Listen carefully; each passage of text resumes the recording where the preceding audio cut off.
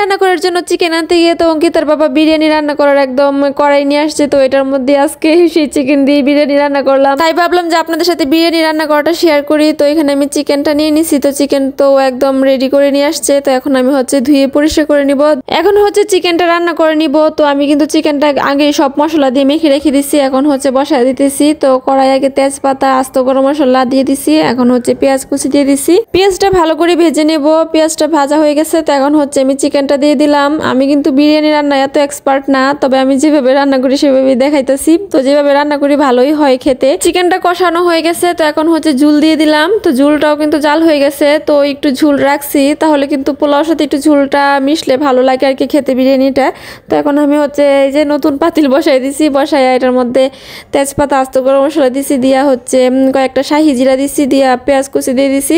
তো পেঁয়াজটা ভাজা হয়ে গেছে, তো তেল কিন্তু একদম অল্পই দিছি আমি, কারণ মাংসতেও যেহেতু তেল আছে, বেশি তেল হইলে কিন্তু ভালো লাগে না আর কি খাইতে আমাদের কাছে। তো এখন হচ্ছে চালটা দিয়ে দিছি, চালটার মধ্যে একটু লবণ দিয়ে দিলাম। এখন চালটা ভালো করে ভেজে নিব। বিরিয়ানি রান্না করার জন্য কড়াই কিন্তু আমার ছিল, তবু এটা নিয়ে আসছে ও, আমি জানিও না, আমাকে কিছু না বলে নিয়ে আসছে। তো এটা আনছে ভালোই হয়েছে, দম বিরিয়ানি রান্না করতে পারবো। আর মাঝে মধ্যে কাচ্চি রান্না করলে কিন্তু একদম দমের বসায় রান্না করলে বেশি ভালো লাগে। তো চালটা আমার ভাজা হয়ে গেছে, এখন হচ্ছে জল দিয়ে দিছি। এখন কয়েকটা কাঁচামরিচ দিয়ে দিলাম ভেঙে, তো কাঁচামরিচগুলো ভেঙে দিছি, যেহেতু অঙ্কিতা খাবে, ছিঁড়ে দিলে আবার ঝাল লাগতো এই জন্য। তো এখন হচ্ছে একটা লবঙ্গ দিয়ে দিছি ছিদ্রটার মধ্যে। জলটা কিন্তু এখন একটু টেনে গেছে, তো এখন হচ্ছে চিকেনটা দিয়ে দিব। চিকেনটা দিয়ে ভালো করে পোলাওটার সাথে মিশিয়ে নিব। আর চুলার আঁচ তো প্রথম থেকেই একদম অল্পতে আছে। তো এতটুকু রান্নার মধ্যেই কিন্তু আমার কাজ শেষ। আমি এইভাবে বসায় দিয়ে তারপর হচ্ছে স্নান করতে চলে গেছিলাম। অঙ্কিতার পাপা যেহেতু বাসায়, তো আমি এখন ওর হাত দিকে বুঝতেছেন যে এখন হচ্ছে এটা অঙ্কিতার পাপা। তো এখন বলছিলাম আমি যে তুমি একটু নাড়া দিও, আমি চলে যেতেছি স্নান করতে।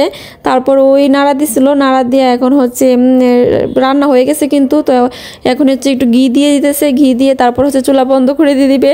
তো অঙ্কিতার পাপার কাছে ঘি এত ভালো লাগে দেখেন, ওকে তো ঘি দেওয়ার দায়িত্ব দিছি, ও 3 চামচ ঘি দিয়ে দিছে বিরিয়ানির মধ্যে।